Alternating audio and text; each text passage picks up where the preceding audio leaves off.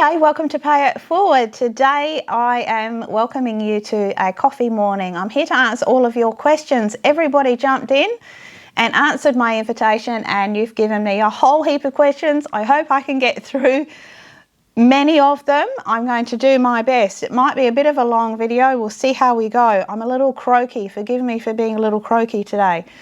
So we're going to start off with my first question is from Susan in Texas. Hi, Susan. Her question was, how many pets do you have and can we meet them? So what we're going to do is I'm going to bring them in one at a time. So right now here I have Cheer, and she is a pedigree border terrier. She is a very, very senior girl. She's been with us for about 14 years now. So this is Cheer. Say hi to everybody, Cheer. She's featured in some of my videos over the years. She's a lovely girl, but she's not very well. So she's definitely showing her age. So we really do treat her like a queen. She tolerates the white tatty heads. So you're going to stay with me, Cheer? Come on, darling. You're all right. You sit there and we'll answer a few questions. You can help Mum. Okay, so from there, I hope that helps you. Next up, we'll go through the Westies as we go along. So next we have Julie from Tasmania, and her question is, how long have you been creating bears and dolls? That is coming up to 30 years. 30 years of creating. Before that, I've been illustrating all my life. So you right there, Cheer? You're going to get comfy? Nope, you're going to hop down. All right, you can go. Good girl. Before that, I was an illustrator, and I've certainly been drawing and illustrating all of my life. So next up, we have Brenda from Canada. Question, may we have a comprehensive list of supplies needed for Masterclass so that we know what we're in for cost-wise? And that's a good idea, yes. Definitely, I will create just a list. You'd be surprised. Once you've bought those few items, we use them in every project in Masterclass. So it doesn't end up being crazy expensive once you've got them. The airbrushing kit, you were talking about airbrushing kits. You can buy an airbrushing kit like mine, which is about $100 on Amazon. And it's really as effective as any of the better ones. I will be upgrading mine as I go along, but for now, $100 is your first outlay. Your Dynaflow inks are around about $7 per pot, but we only use around about 5 colours in general. And once you have them, like I said, you use them on every project. So I will create a list for you all. Next we have Shirley Knight from Wales in the UK. Hi Shirley. Question, will you ever present your patterns in PDF form with printable instructions? Well, that's of course what I used to do. However, the time factor is the problem. It takes so very long to write the comprehensive instructions on even a very simple project. I do pride myself on doing that very well when I've done that in my commercial patterns in the past. There's too much detail in Masterclass to write it down and to have you all get the results that I want you to have. So it really is a visual learning thing. So I'm sorry about that. I will make all of my old patterns available to you through Etsy as we move along. And I just think that a video tutorial is the best teacher. So next we have Faye from France. And Faye is curious about how I go about creating 3D projects from my 2D drawings. Do you make a few attempts for each design? That is a great question, Faye. I think the ability that I have to see and create in 3D, I think it comes initially from the fact that I'm deaf. So I'm profoundly deaf. I've been deaf from infancy. So I've always been extremely visually stimulated. So shape and form has always caught my attention before anything else.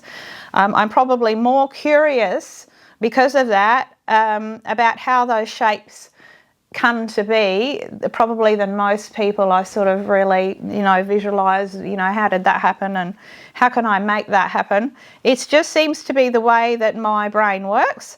I seem to be able to break it down in my head into the appropriate pieces. When I look at a shape, I tend to already just be dissecting it and piecing it. That's just how I am. It's how I'm made, I guess. It's also why I love dog grooming, because it's a 3D job. Mr. T often says I would have made a pretty good hairdresser, so it didn't appeal to me, but I understand what he means. So next, Jenny from the UK, question, can I use my mini bear fabric on the heads of my projects and the bodies in a matching felt? And Jenny dresses hers very girly to sit on her bed. I love that. I love girly, pretty things. So mini bear plush is one of my favourite fabrics, and you know what, we haven't used it much. I haven't shared it much with you. We've done in Masterclass, used it a bit in Pinocchio's hands and that sort of thing. It is one of my favourite fabrics, and I need to create some projects for you all. But the answer specifically to you, Jenny, is yes, make the heads in mini plush. It's non-fray, it's easy to work with, you don't have to back it, you don't have to interface it. It's the perfect fabric really, and it's got that beautiful little fine velvety plush that just softens off your project. So definitely use your mini bear plush more, and I promise I will try and use it more. Thanks for the prompt, Jenny. Okay, so next up we have second pet, second dog. This is the baby of the pack. This is Pixar. She is a pedigree West Island White Terrier. She has just turned 1 and she is the naughtiest dog in the family. I think she's just young, but she is a bit of a wild child, completely in love with Mr. T. But she's absolutely just a darling, loves to cuddle. We'll see how long she lasts here on my lap. So you're going to help me, Pixar? Hey, you're watching Pa outside.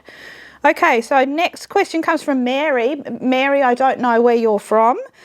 Question, what is the brand of my clear craft glue? Mine is from Lincraft in Australia here, and it's called Crafter's Choice. I don't know if that helps you. Spotlight here in Australia also do their own version, and it's very good.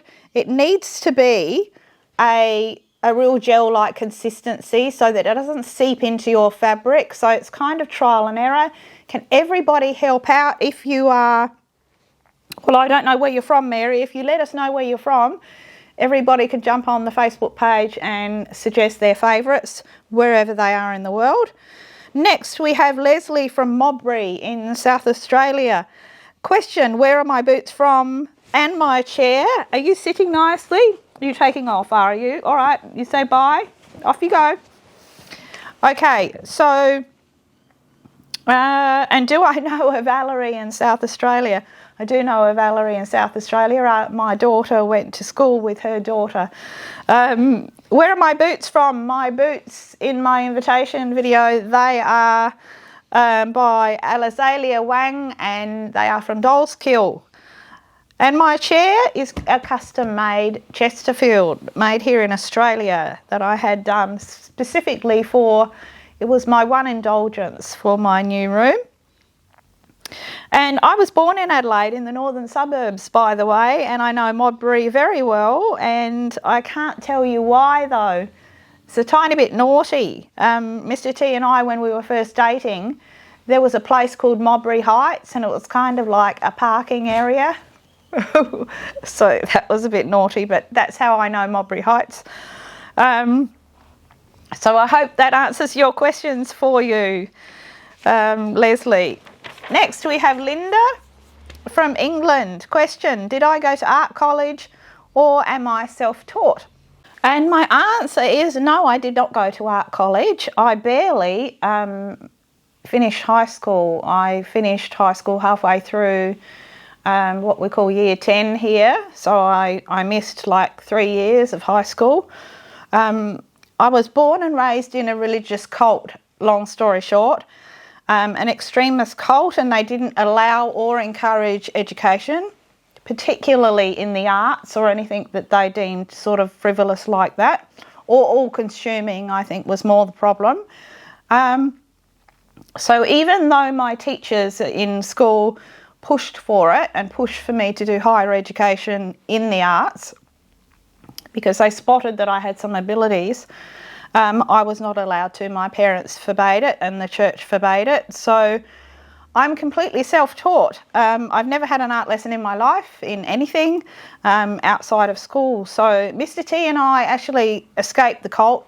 He came into the cult as a sort of about an 11-year-old. I was born into it. We grew up knowing each other, and of course you have to marry within the group. And so we did. But Mr. T and I escaped the cult after the birth of our second son. We were very brave and we left. And it was very difficult because we were excommunicated from everybody we ever knew. They never spoke to us again, and also both our families were in the same group, and so we were excommunicated there. So basically we lost everybody, but we moved to Queensland and we basically started a new life, got deprogrammed, and began living a normal free life. And we went on to have our children. So that is how Louise from South Africa also asked, how did you and Mr. T meet? That is how we met. And I think we've stayed together and true and supportive of each other all of these years because we know where we came from. Both of us have been through the same sorts of challenges there, for sure. So next we have Sue from Brisbane, Australia. Her question is, what do I need to do to sell the product I made from your patterns? Do I need to give credit? Okay, so thank you for asking this, Sue. This is a topic that's been a little bit hard to address just most recently. So first of all, I encourage all of you to sell any product that you make from my patterns, whether that be Payitforward patterns or Masterclass. I want you can set up your own little business. You can make money for you and your family, and that's my way of paying it forward to you. The only thing that I ask is, of course, that you can't sell the pattern itself. So you can't do workshops and sell the pattern. You can't teach my patterns. You can also not name yourself as a designer because I'm the designer. So, and I think that being said, I don't require you to be tagging your product with my name on it, naming me as a designer. You don't need to say anything about it. You just can't name yourself as the designer. So I hope that straightens things out. And I don't think it's asking too much because the design remains mine, because it's my way of living beyond my lifetime. It will be my legacy to my children and my grandchildren and to all of you and future generations of sewers who will come along, so that I feel like I can go on forever paying it forward and having an impact for many years after I'm gone. So please, if you have any questions, you've done exactly the right thing here, Sue. You've asked. I'm readily available. Just ask me. If you have something, if somebody offers you an opportunity or they want to promote something to do with my patterns, just ask me. You certainly can't present that product as your own design. So, and after all of that is said and done, I wish you all every success with your little cottage industries making up product with my patterns.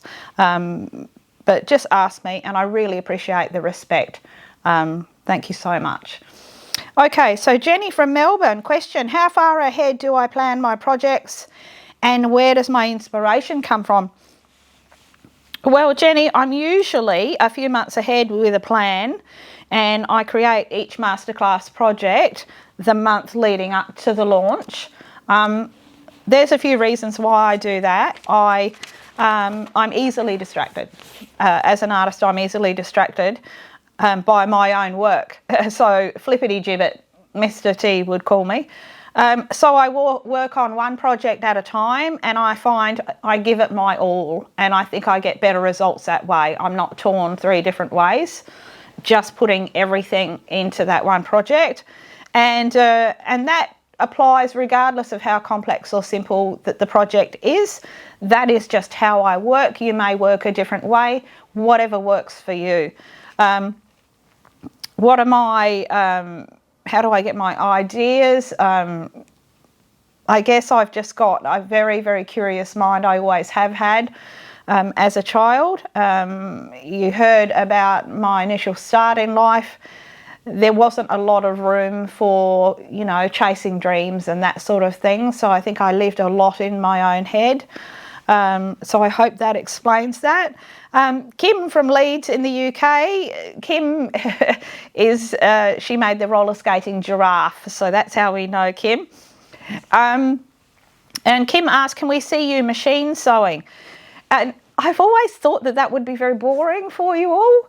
I think you all know how to use a sewing machine, but I do understand what you're asking for. However, I'm putting together a little short video on my basic machine tips that are relevant to our kind of sewing. So that might help, especially with that 4mm seam allowance that people seem to struggle with, and tackling curves, because we deal with a lot of curves in our work. I will do a little video for you all on that. Next, Linda from Michigan. Question, Linda says, I changed her life. She's found the courage to jump in and create. That's very exciting. My answer, Linda, is thank you very much, but no, I didn't change your life, Linda. You did. You made the decision to try it and you did it, and bravo. So I'm simply just a signpost in your creative journeys. So you'll have many more signposts in your creative life, and there'll be lots of exciting twists and turns. I just feel very privileged to be one of those signposts where you come up, see what I'm doing, and it can send you off in a new, exciting direction that gives you great joy. So Tracy from Wales in England. No question from Tracy. She just wants to say thank you, and she loves my creations. Hi Tracy, thank you. You've been with me for a while, Tracy.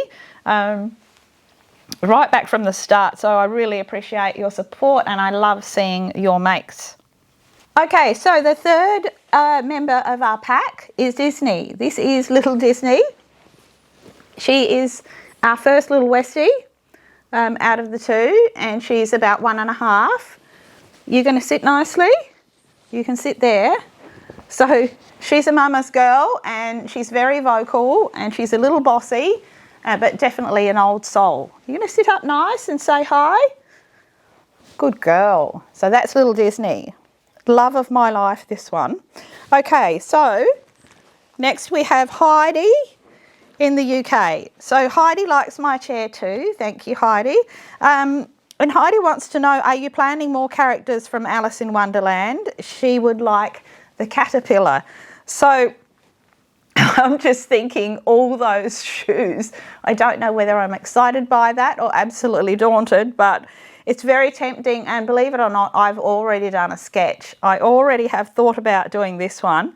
I do love the idea of him sitting up on a great little stand with his, you know, vaping away. Super cool.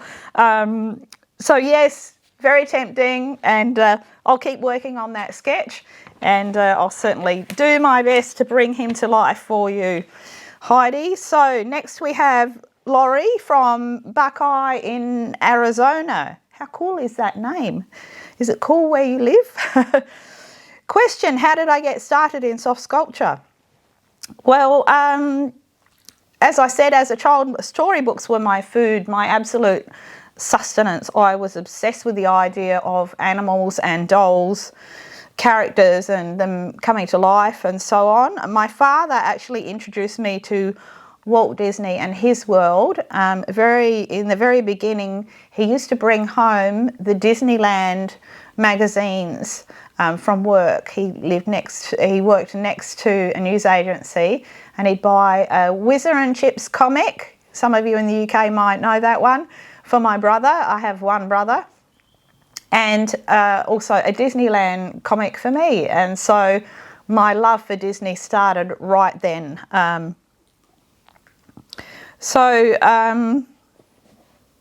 yes, I mean, really, it just came from there. And I was always a doll and bear person. I was probably more of a stuffed animal person than dolls, but I grew to love dolls, and I'm very passionate about them now. So yes. So next we have Julie from Wigan. Question, will you be making clothes for the memory bear? I really hope to find time to do that, yes.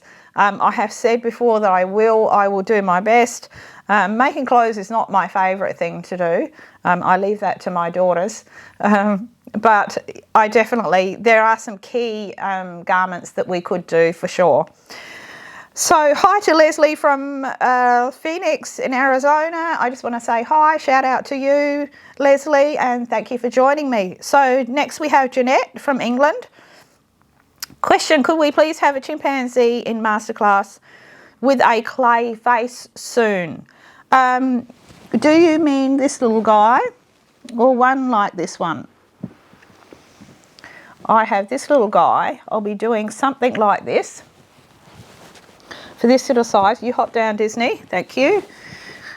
And about the size I'm thinking of. Now this one, Disney's very into this one, has a needle felted face. We could do a clay face.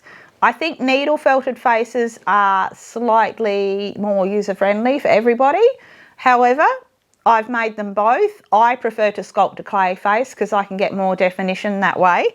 But this will be the sort of project that we're going to be doing, a cutest little boy chimpanzee. So I will do my best to bring that one to you all. And everybody let me know, which would you prefer, a felted face or a sculpted face? So next we have, no name, someone from South Carolina. How does my hair defy gravity? I have horrible hair. Just ask Mr. T. He's my hairdresser. He's a retired hairdresser. He's looked after my hair since we've been married, so almost 40 years. Look, it's horrible, very wiry hair. So Mr. T knows how to work with it, and if it wants to stand up, best to go with that and make it actually make it a thing, which is what we do. I do like very edgy cuts. Mr. T likes it short, and given that he's my hairdresser, it's hard for me to argue with that. Does anyone want a hair tutorial of how I get it to do this? It takes about 10 minutes. It's really easy, so long as you've got the right cut. So let me know and I'll show you. So Tracy from Australia, do you plan to make any Aussie animals for Payitforward, kookaburra kangaroo or crocodile? I do have a kangaroo on Payitforward, a little mama kangaroo with a joey. It's a very simple project. I love cookers, and I'm trying to think up, I might do a cooker in Masterclass. If I can think of a simple project for Payitforward, I will do that. And a croc is already on my drawing board, and that one is also for Payitforward. So look forward to that one. I do like to represent for Australia. Next we have Charles. Let me put you down here, little monkey. Little chimpanzee, you can sit down there. Okay, so Charles from New South Wales in Australia. Hi, Charles. Charles wants to say hi and thank you. He is busy creating all sorts and about to make my snuggle sheep, and he's already created a memory bear. Go you. And you're doing a lot of talking about what you've made, but I haven't seen any of them, Charles. So come on, show us your stuff. I want to see these beauties. So join our Facebook page if you haven't already, Charles, and show us your beautiful creations. I can't wait to see them, and you are very welcome. Stacey. So Stacey, again, I don't know where you're from, Stacey. Stacey says hi and thank you too. Don't kiss the chimpanzee. Thank you. That's not for you. Stacey says hi and thank you too. Hi, Stacey. Kim from Florida in the USA. Question, Kim is a big teddy bear fan and would like a snuggle bear pattern like the Snuggle Bunny. I think you were, let me find him, he's fallen down. Too many animals. Okay, I think you're talking about this one. I can definitely do a bear version of that one. Disney definitely would like to have that one as well. We're not going to let her. Yes, I'll definitely get onto it for you, Kim, not a problem. Patty from Colorado. Hi, Patty. Patty says hi and thank you. And I say you are very welcome. It's great to have you here, Patty. Sharon from the UK. Are your masterclasses live? No, they're not. That just flat out wouldn't work. I wish they were, because I much prefer teaching one-on-one and be with you. And you can ask questions, you know, as you're working. Just video format it is, like Payitforward, only more detailed. So we're definitely going into way more detail. There's so much more to show you. Another question from Sharon is, will you ever make a German Shepherd? Perhaps a simple applique version, yes, in a visual sort of 2D form. Unfortunately, we would need long fur to make a German Shepherd, so that is one we will have to do in a different way. And so another question from Sharon in the UK, were your parents talented and what about the rest of your family? Well, my dad was extremely talented as a fine artist. He did go to fine art school and he was absolutely brilliant. Unfortunately, because he became a member of the cult that we were raised in, of course they squashed his talent as well. And that's Disney rolling around on the floor. I told you she was vocal. She's very happy to be in here. So he, you know, came under the same kind of boundaries and barriers that I did, which is sad. But I got to see his talent, and certainly before he showed me his work from before he joined the group, which was very exciting. Are you coming up here? And I, you know, I guess I got that sort of talent from him. My brother is also very talented in that way, very technically talented with illustration and drawing and painting. Not that he does a lot of it either, because he's a leader of the group in New Zealand, so same deal. My mother was just a beautiful mother. She wasn't talented in any creative way, but she was a beautiful mother. My girls are both talented in design and sewing, very busy with their own work, and all of my 4 boys are also creative, but they're all in varied ways, but they're all very good with their hands. And my eldest son is very good with writing. He probably should have been a journalist. He's just, but they're all creative sort of people. So next we have Nancy from New York. What kinds of threads are your favourite? Well, I think most people know that my favourite thread is Gutermann extra strong thread. It's sometimes called top stitching thread. I use it for all of my hand sewing, and I prefer it over stranded cotton or embroidery thread when doing embroidery work, particularly on 3D projects, because it's strong and it doesn't fatigue like the embroidery thread does. And it's also a single strand, so I don't like using multiple strands. It just complicates things. I like a very precise result. I also use pearl thread, so pearl cotton 8-ply for most of my projects. It's my preferred weight. Also, it's a single strand, and I use 100% polyester thread in my machine just because it's the strongest, and we're adding filling to our projects, so it needs to be strong, and I prefer Gutermann. So next we have Ains and Sheba. I think Sheba is your dog, Ains. Tuning in from Spain. Ains is a teacher, and every day her students get to choose an animal to have with them in class. How cool is that? Favourites, she says, are the unicorn and cuddly Easter bunny. Thank you so much for paying it forward this way so perfectly, and thank you for all you do for students. Teachers are very underappreciated, so big shout out to you. Teachers are diamonds. Thank you so much, Ains. Monica from South Africa is next. Hi Monica. Question, could you please show us needle felting? I do teach needle felting in techniques in Masterclass, and I haven't shown it to you in Payitforward because it's just so time consuming, but I'm starting to realise that the way that I film it in Masterclass, I might be able to do for you guys, where you don't have to sit there and see me doing all of this stabbing. There's a lot of stabbing that goes on. It's very therapeutic, by the way. And I probably could teach you some beginner projects, which are actually all needle felted, but some very simple shapes. So again, I'm going to be guided by all of you. Let me know in the comments if that's something you would like to see, and I will try and keep the videos short and not too boring. I feel like they'll be quite boring. So anyway, let me know what you think, everyone. Next is Julie from Alabama. So Julie just says hi. She's here to check in and say hi, and she loves everything that we're doing. Great to hear from you, Julie. Next we have Christian from Germany. So Kristen asks, what was the first animal you ever made, and do you still have it? The first animal I ever made was a very strange bear called Possum. It was truly hideous, like truly hideous, and hence I did not keep it. I'm very like that. I'm very results driven. I don't keep bad work.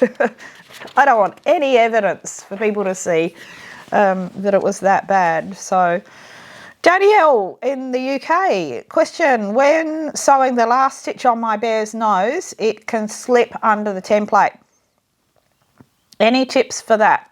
Well, number one, Danielle, would be make sure that the sides of the template are really well glued down, that there's no space for it to slip under.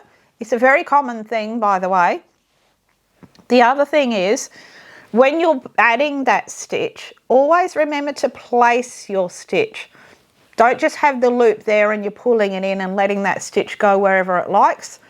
Actually place that stitch from the base to the top, and don't get too close to the edge.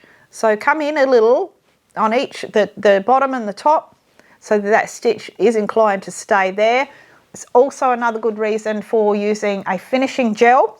I use an artist gel medium to coat my stitches. You only have to do one layer, and it gives you the look of an old-fashioned beeswax nose, which is beautiful, and it also holds all of your stitches nicely in place, and it will stop them falling off the edge.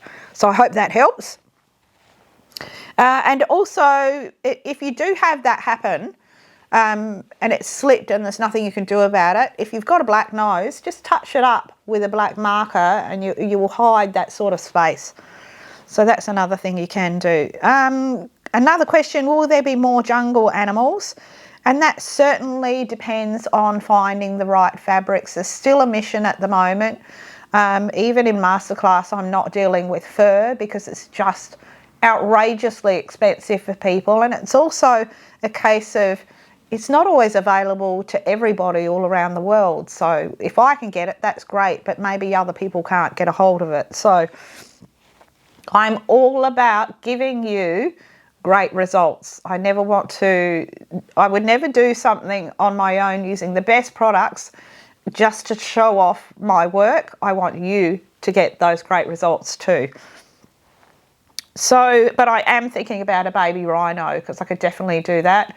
A cute, chunky little baby rhino would be gorgeous.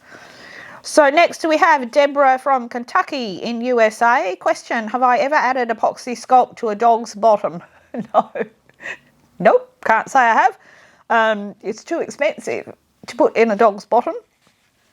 Everybody in Masterclass will understand this question. Seriously though, watch how much weight you add to your doll's muzzle when we add epoxy sculpt in there, because it really will drag the head down and counterbalance your animal, which you've realised, Deborah. I'm glad you can laugh about it though. Maggie in the UK, question, what are your top airbrushing tips? Should we be scared starting airbrushing? Scared, no. No, don't be scared, but a healthy respect for your air gun, yes, absolutely. Less is more. Absolutely less is more. Go easy. Use soft tones. Much softer and lighter than what you would think you need to put down. Always start that way, and you can bring those colours down that you have by using your white. Always, always have a test patch of the same fabric that you're going to be airbrushing, same colour, and you test every single one and dry it off. Then you'll be sure. Stay within your tones. If you're making a grey bear, your tones for shading should generally just be deeper versions of your grey base that you're working with, your fabric. And likewise, if you start with a brown tone, your shading and your airbrushing should just be gradually deeper tones of that original colour. So if you stick with just that, your shading's going to look just so much better, so much more natural.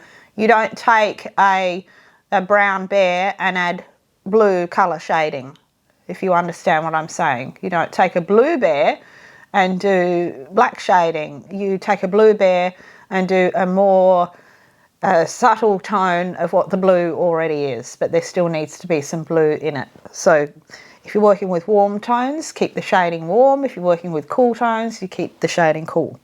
I hope that helps. Great reference photo. That is absolutely key. I preach that in Masterclass, and you need to have a fantastic reference photograph. And if you're making a dog breed, get the best example of that dog breed, not just any, don't just get any Boston Terrier. Get a beautiful pedigree shot of a Boston Terrier, because you're always going to get a better result that way. Absolutely have a play first. Play on something else with your airbrush. Get used to it so that you're not scared of it. And always, always clean your gun. Always run clean water through your gun at the end of it, and so you're not getting any kind of build-up, which keeps the flow through your air gun absolutely beautiful and fine.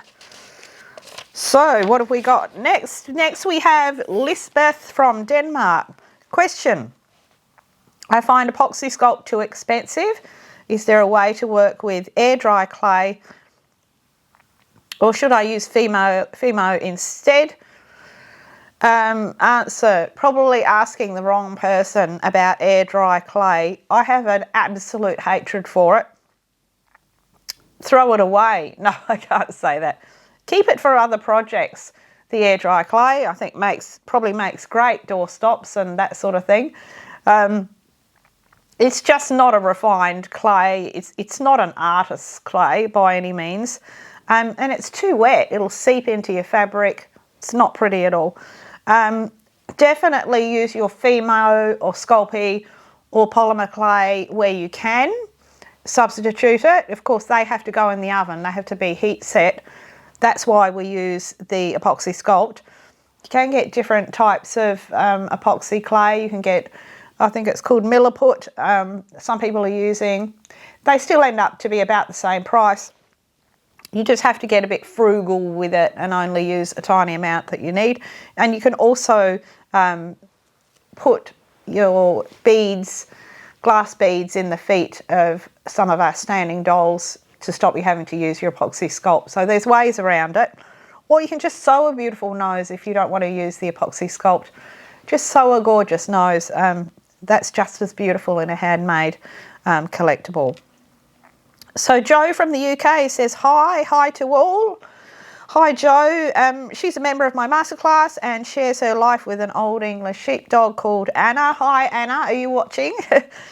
Mr. T grew up with Old English sheepdogs, and when I first started dating him, he had one called, a beautiful boy called Solomon, who was wickedly, wickedly naughty, and he was gorgeous, absolutely gorgeous.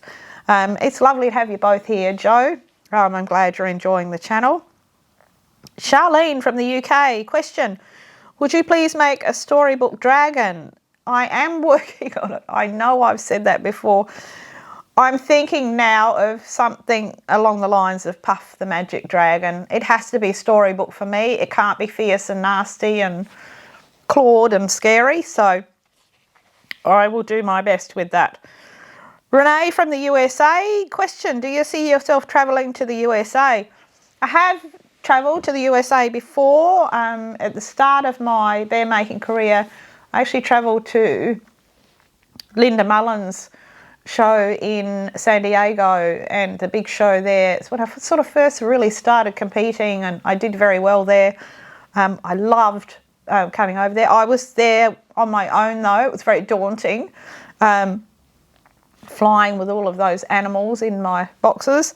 And I certainly have been to Disney with my daughter Dallas. We made a trip which was just the trip of a lifetime. Does anybody live near Disney, Florida? Because we're planning another trip. My two daughters and I are planning another trip, and we could meet up somewhere. Does anybody live in that region? How lucky for you if you do. We'll chat about that further along, hey. So next we have Canberra from the USA. Question, do you sell your creations? I don't anymore.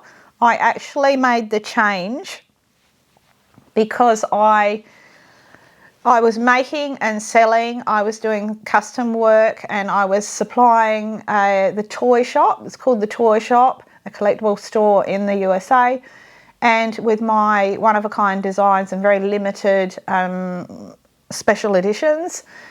However, I just felt like I wasn't reaching people. I was reaching, you know, a few collectors here and there, and hopefully bringing them some joy, but I wasn't actually having the impact that I wanted to have. I really have always wanted to share. I'm kind of one of these people who's like, this is cool, this is so cool, I found this thing that I can do, let me show you. That's who I am. I get excited about every new design, and I'm like, I want to show you. So I really wanted a further reach. So I gave up the selling and switched to teaching, and it helps me help so many more people discover their creative selves, and that's what's the most important to me. Hazel from Spain. Hi Hazel, you've been with me for years too, Hazel. Question, do you still have the toad in the air conditioner?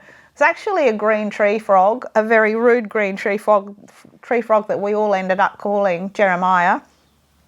Well, now I've moved, haven't I? I've moved from that workroom into here. So the old workroom is now a dog grooming room. So he can shout all he likes at the dogs, and I don't have to put up with his rudeness. So I hope he's still there. I'm sure I'll hear him. He's been there for a long time. He must be huge. I've never actually, really seen him. But he must be enormous. He can annoy the dogs now. Next we have Carol from Canada. Do you do customs? No, not anymore. I don't do custom orders. I don't sell my work at all. My advice about custom orders, let me tell you this. First of all, do not undersell yourself. Do not undersell yourself. This is an art form. You are artists. If you're creating good, consistent work, you need to ask the money for it. You need to teach people how to treat you, and be respectful of what you do. So if you underprice, you're just cheating. You're absolutely just cheating yourself. So please don't do that. Secondly, custom orders. You often find that people will come to you and ask you for a custom order. It's usually after they've lost a pet, usually after they've lost a dog, and they might want you to recreate their dog. My best advice for that is don't do it. If you do want to do it and you feel confident, it can be very challenging. I generally just ask people to wait a little while. Most people will contact you in the throes of grief, and if they just give it a little more time, they will continue on, they will get past it, and they'll realise that that's not something that they need to do. Because you making a replica of their dog, it's very difficult because they lived with their dog, you didn't. You've just got a little photograph to go by. You don't know all those little expressions and those little ways that they did, and they can often be disappointed. I can honestly say I never had anybody disappointed, or maybe they didn't tell me.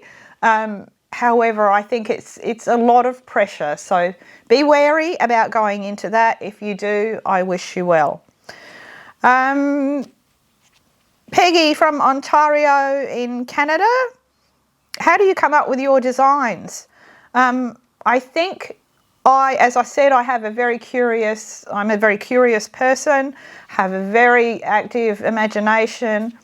Because I'm deaf, I'm very visual.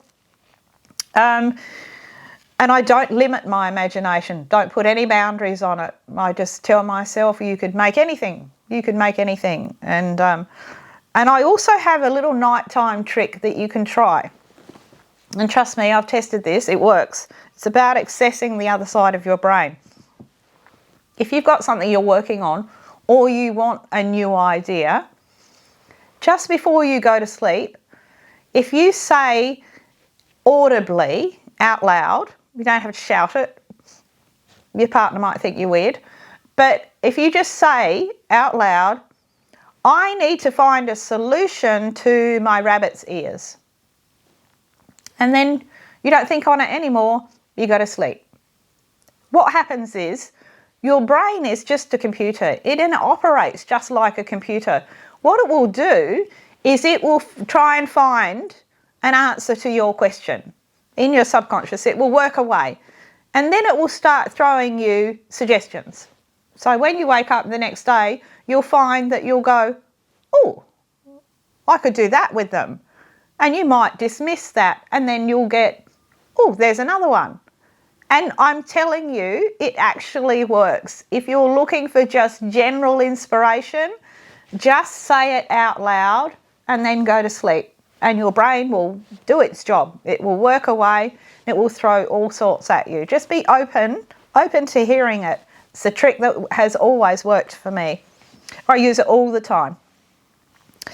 Next, we have Sandra from Scotland, and she has 2 Border Terriers. Lucky you. Beautiful breed, aren't they, Sandra? Although a bit cross at yours because you broke your ankle walking them. I hope you get better soon.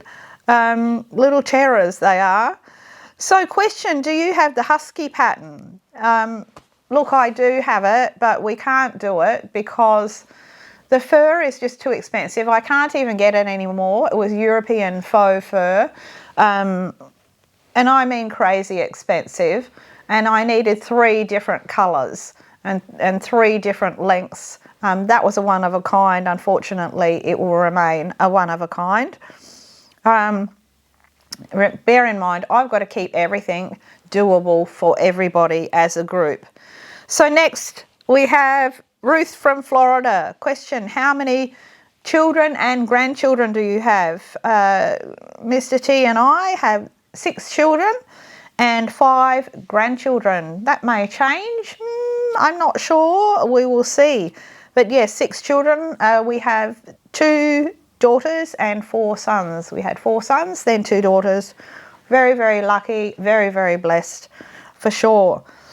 Mary. I don't know where Mary is from. Her question is, can you show us blending with alcohol markers? I will show you more on Payitforward doing that blending. You do need a colourless blender pen. That's the first thing you need if you're working with alcohol markers, and I will try and include that in a future video for you. And next question comes from Ying in Canada. So question, do you plan to create bugs and insects and like flora and mushrooms and toadstools and those sorts of things like Mr. Finch? Now, Mr. Finch, if you haven't come across Mr. Finch, he is in the UK, an incredible textile designer, creator. He creates all of that sort of thing. I'm the biggest fan. I'm his biggest fan. I just absolutely adore his work. It's very different from mine. But just wonderful, wonderful techniques, and he is definitely the king of soft sculpture in my mind, and a lovely person to go along with it. And I'm also, I try not to tread on other artists' toes in that way, so I really feel like I'd be very respectful. I think that's his area, so I really don't want to go there. Like I said, I think he does it better than anybody. Perhaps simple versions, you know, in my style. I certainly have made toadstools and all that sort of thing, and I love all of that. But who knows where we'll go, depending on what we put. Sometimes it's about putting something small with another art doll. So look forward to that. I absolutely love the idea of creating bugs and insects and things. But I'll just have to see. And like I said, I would be very respectful of his vision and his work. So, and that's it for our questions. I hope I have answered pretty much everything. I do want to say a few people just jumped in just to say hi. I want to say a big hi to Bernadette from Ireland. I'd love to come there one day. My youngest daughter and I are planning a trip, so we might see you. Diane from Illinois in USA, hi to Diane. Eve in the UK, hi to Eve. Holly Davis in Utah, lovely to have you here, Holly. Elkie in Coffs Harbour, another friendly Aussie, how are you, Elkie? And Sandra in Germany. So thank you all for joining me, and thank you all so much for jumping in and getting involved. It really helps for me to feel more connected to you all, definitely. Mostly I would like to say, to finish up with, my whole purpose, if you haven't been with me very long, haven't been following for very long, my whole purpose in starting Pay It Forward in the beginning is, as I said earlier, when I started my work, I was back very isolated. As I said, we had been cut off from all family and all friends. We had to create a new life, and I had to dig deep. I had to dig deep to survive. So I dug deep into myself and discovered a greater creativity than I thought that I had. As I said, I'd been drawing since I was tiny. But I had no resources. I had nowhere to get information or learn. I found a Jennifer Lang video in our local country library, and it was about teddy bear making, and I wore it out, and I got so many fines from not returning it all the time, and I wore it out just watching and watching and watching. It was the only thing I had that really sort of, you know, connected me with the very beginnings of soft sculpture. But it was so difficult. I had to make a lot of mistakes. I had to learn. I had to go through a whole lot of products that just didn't work, techniques and so on. I also initially purchased one pattern in the beginning, and it was horrendous. It didn't fit. It didn't work. And so I always had that understanding that if I ever were to help other people with it, I would make sure that I gave them the best experience and I didn't have all of those difficulties, you know, finding your way in the beginning. So my mission for Pay It Forward is that I shortcut you to success. So in saying that, if I ask you to use interfacing or I ask you to use a certain technique, it's because I've already done it the hard way and I have eliminated all the variables. And this is the quickest, cheapest, best way to do it to give you great results. So just keep that in mind. Paying it forward simply means I want you to then take what I've shared with you and share that joy with others. And it may be that you create something and give them to somebody else. You might make it for your grandchildren. It spreads joy, and that's what Paying It Forward is. The best way that you can help my work continue is by sharing your work on other platforms, through other sewing groups and so on. Share the links, bring people to Pay It Forward so that more people can have access to all of these free patterns, projects and tutorials. And it will go on and it will grow and grow. So many people they're looking for something to help with their mental health, and there's something about our craft, and I know you'll agree, it's not like just making an article of clothing. I know a lot of quilters love their medium, and I appreciate that. But we make little characters who look back at you, and it's like you're creating a little being. You don't feel so lonely. It's like a birth. I absolutely love it. I always will, quite passionate about it, and just want to share it with all of you and as many people as we can. So paying it forward can just be because you had a good day creating something lovely from my channel. You went out and you complimented somebody in the supermarket. That's paying it forward. Just pay all of those good things forward. So with that in mind, I will catch you all very soon. Thank you so much for joining me, and everybody stay safe. Pay all of those good things forward, and until next time, it is hooroo from me.